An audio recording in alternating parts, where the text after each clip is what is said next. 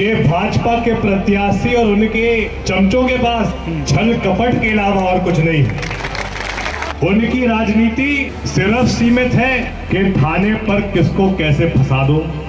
भय के आधार पर राज करने का प्रयास किया है, वो कभी सफल नहीं हुए। मध्य प्रदेश के अंदर विधानसभा चुनाव में अब चंद दिन शेष हैं और प्रदेश के छोटे बड़े सभी नेता चुनावी जनसभाओं में व्यस्त हैं। इसी कड़ी में गुना जिले के आरोन पहुंचे पूर्व मंत्री और विधायक जयवर्धन सिंह, जहां उन्होंने मंच से कार्यकर्ता सम्मेलन को संबोधित करते हुए कहा कि भाजपा के पास कुछ नहीं बोलने को। भाजपा वालों की राजनीति अधिकारी कर्मचारियों को सिर्फ ट्रांसफर के नाम पर ब्लैकमेल करने की रही है।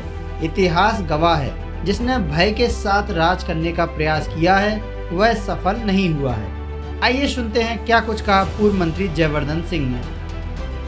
एक तरफ कांग्रेस है जिसने हमेशा इस क्षेत्र में निस्वार्थ रूप से काम भी किया है, जनता की सेवा भी की है, लेकिन आज जो भाजपा की स्थिति इस विधानसभा क्षेत्र में है वो आप सब भी देख रहे होंगे। हमारे पूर्व वक्ता कह रहे थे कि भाजपा के प्रत्याशी और उनके लोगों के पास बोलने के अलावा कुछ भी नहीं है।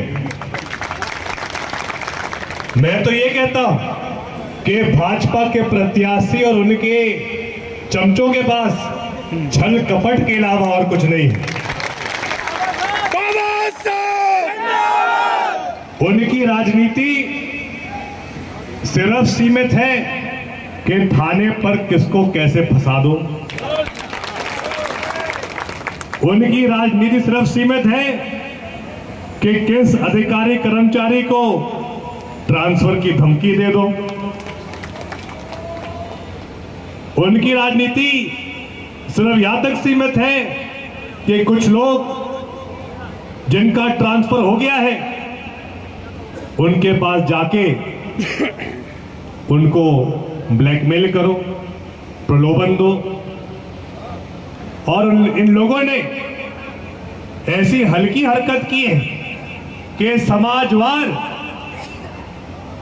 लोगों को चुनकर उनका ट्रांसफर कराया है।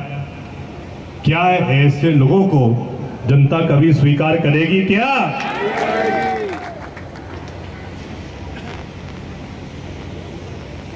इतिहास गवाह है, चाहे महाभारत हो, चाहे रामायण हो, या फिर आज का समय हो, जिसने भी भय के आधार पर राज करने का प्रयास किया है वो कभी सफल नहीं हुए।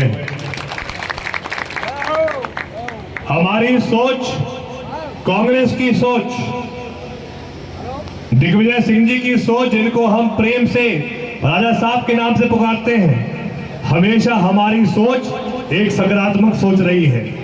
हमेशा हमारी सोच तोड़ने की नहीं, जोड़ने की सोच रही है।